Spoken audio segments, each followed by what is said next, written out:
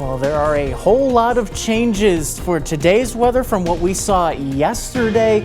We are seeing much cooler temperatures across the area today as we have temperatures down 10 degrees from where they were just 24 hours ago, 12 degrees lower in Monroe, Wisconsin, 13 degrees below where we were this time yesterday in Galena. And we can thank the cloud cover for that. Still area-wide seeing the cloudy skies, the little patches of darker gray that you see moving from east to west.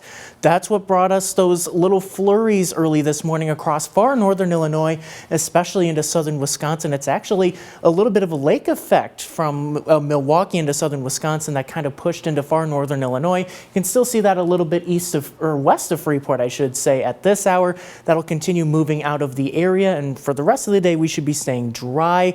Just a little bit of a surprise for our Groundhog Day. But as we take a wider look here on ExactTrack satellite and radar, we can see the back edge of the low-level clouds beginning to push off to the west, and it's just going to be a question mark as to how quickly the back edge can finally get into our area. So we'll see these clouds clearing out eventually. It's just going to be a question of how long it will take. I do think we do see mostly cloudy skies for much of the rest of the afternoon.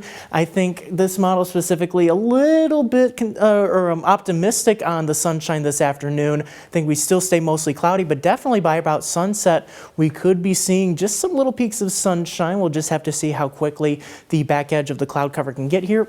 Otherwise, temperatures in the low 40s this afternoon. So relatively cool compared to yesterday, but still pretty nice for this time of year for February 2nd. That's about 10 degrees above average. As those clouds do clear out tonight, though, we will get down pretty chilly, down to 28 degrees for a low tonight. So a pretty chilly start to our Saturday, but we are going to see a whole lot more sunshine because we have a blocking pattern set up. Now, this one is a pretty unique pattern. It's called a Rex block. So we have a large area of high pressure across much of the Midwest, kind of stacked right on top of a low pressure here. So, and what we're seeing with this is a jet stream kind of wrapping right around these two systems here. You'll notice the beginning of this jet stream here coming right on shore in California. That's where they're seeing that Pineapple Express, the atmospheric river, bringing torrents of rain to Southern California.